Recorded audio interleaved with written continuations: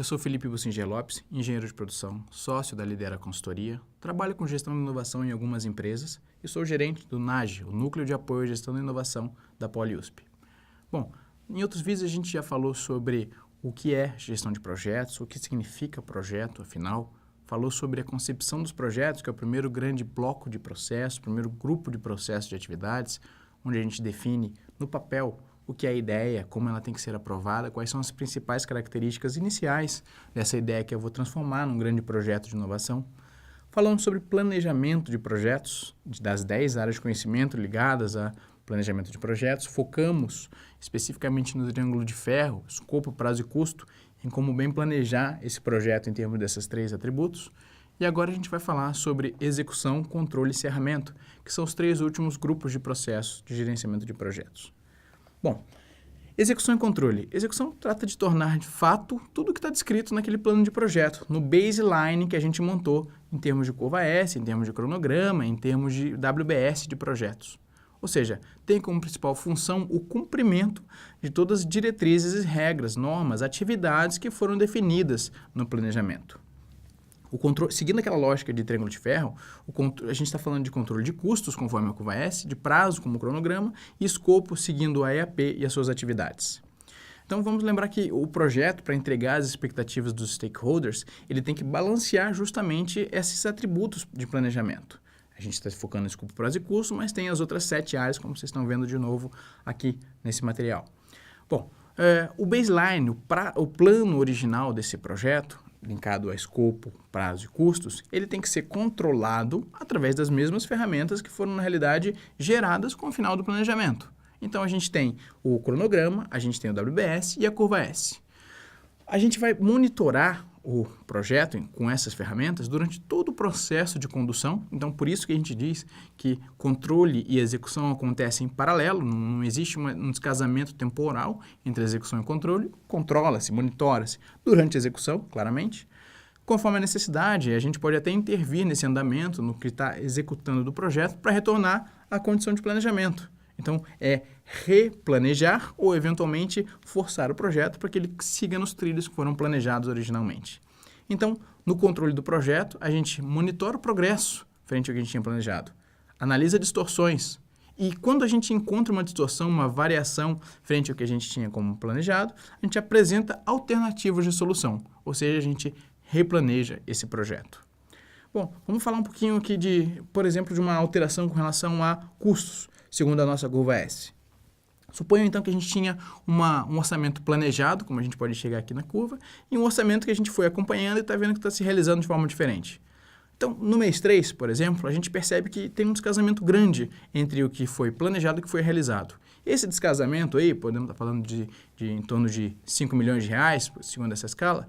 Esses 5 milhões de reais que podem ter sido desviados, né, que tem um desvio frente ao planejado, o gerente de projetos, analisando esse gráfico, percebendo, controlando essa situação, pode analisar sobre diferentes prismas.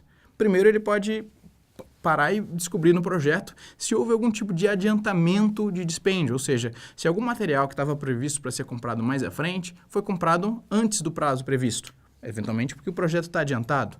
Se esse foi o caso, se o projeto está adiantado e comprou algo antes, não tem por que ele traçar nenhuma ação de correção, de solução de um determinado problema. Parece que o projeto, na realidade, está em bom curso e ele deve seguir dessa forma.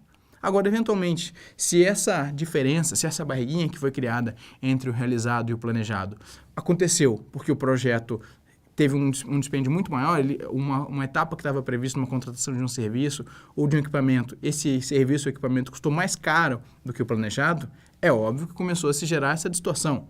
Quando a gente gerou essa distorção e o gerente percebeu, está controlando esse indicador de custo, ele tem, notoriamente, tomar uma decisão de reduzir um custo de outro item do meu projeto. Eventualmente, cortar um pedaço do escopo, cortar uma parte das atividades, cortar uma especificação do meu produto do projeto para tentar trazer de novo a curva S mais próximo do realizado.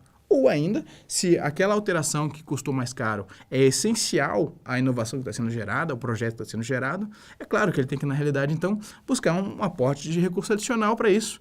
Ele tem que conseguir mais financiamento, aportar mais recurso próprio, eventualmente, se for uma empresa, conseguir uma maior orçamentação junto aos seus sponsors, junto à sua diretoria, para conseguir fazer frente ao novo montante final acumulado que esse projeto vai ter que realizar, vai ter que ser necessário para levar até o fim, né? E com isso, o gerente não tenta trazer de volta essa curva para o mais próximo possível do planejado e o realizado. Bom, feito isso, então, durante todo o projeto em que ele vem controlando curva S, vem controlando o cronograma, cobrando da sua equipe o cumprimento das atividades segundo aquele cronograma, segundo a curva S, segundo a EAP, verificando se está tudo sendo desenvolvido em termos de escopo conforme foi planejado, o projeto decorreu bem e a gente chega no encerramento formal desse projeto. Encerramento, claro, pelo próprio nome, é a última etapa do gerenciamento. E quais são, naturalmente, as principais saídas desse encerramento de projeto? Bom, o primeiro é o aceite formal do cliente, ou seja, o cliente ou o sponsor principal ou o stakeholder principal, ele aceitou o projeto, gostou do resultado, eventualmente pode ser o mercado, eu levando o meu produto final, minha inovação ao mercado, testando e vendo que tem sucesso, tem valor mercadológico, isso é um aceite também do resultado do meu projeto.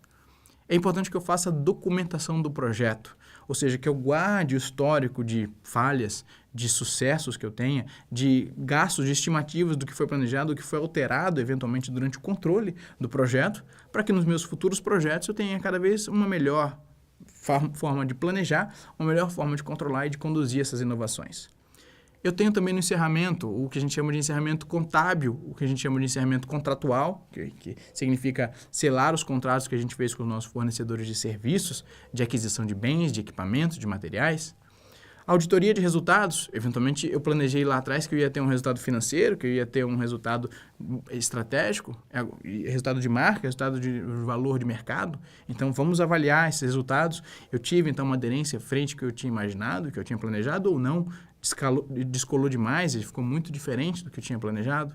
E, é claro, isso tudo pode estar resumido em forma de um pequeno relatório breve, a gente não está falando em gerar nada que atrapalhe também a sua dinâmica de levar a inovação ao mercado, mas é importante que você guarde o conhecimento gerado, afinal de contas a gente está falando em sempre melhorar, em sempre inovar, né? Então, esse relatório final, ele guarda o desempenho do projeto, o que eu tinha lá de indicadores de custo, como foi evoluindo o custo, como foi evoluindo o prazo desse projeto, o quanto de especificações lá do meu produto, do projeto, lá de trás do charter, o quanto disso eu consegui, né, na realidade, ter como resultado dessa inovação. Eventualmente, a organização e a administração do projeto, o que eu tive de ganho, de boas práticas na organização desse projeto, na condução desse projeto, que eu posso replicar para outros projetos, para outras iniciativas de inovação. As técnicas que eu usei para atingir os resultados, tanto de caráter tecnológico, de caráter gerencial, de caráter de envolvimento de pessoas, de atores, de governança desse projeto. Eventualmente, avaliar pontos fortes e fracos desse projeto, para guardar também essas lições aprendidas. Ou seja, tudo que foi bom, porque foi bom e como eu vou manter isso, e tudo que não foi bom, porque não foi bom e como eu vou solucionar, como evitar isso no futuro. E as recomendações do gerente do projeto e da sua equipe para futuras iniciativas de inovação.